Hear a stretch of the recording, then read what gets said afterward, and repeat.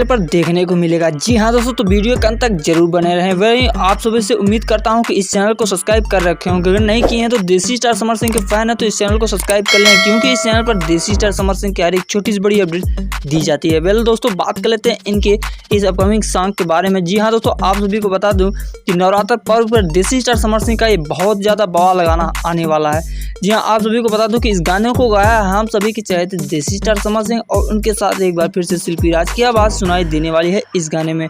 जी हाँ दोस्तों, और बात कर लें इस गाने के राइटर की, तो आप सभी को बता दूं भोजपुरी के सबसे मशहूर राइटर यादव राज जी के द्वारा इस गाने को बहुत ही बेहतरीन तरीके से लिखा गया है, और इस गाने को म्यूजिक दिया है प्रियांशु सिंह ने।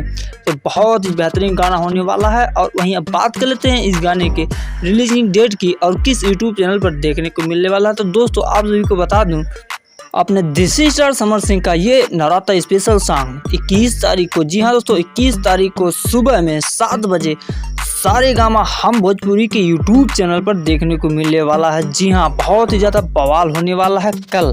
तो कल तक का इंतजार करिए। काफ़ी बेहतरीन सॉन्ग है जिसका टीजर आप सभी लोगों ने स्क्रीन पर देखा, और अपनी राय जरूर दें इन्फॉर्मेशन कैसी लगी।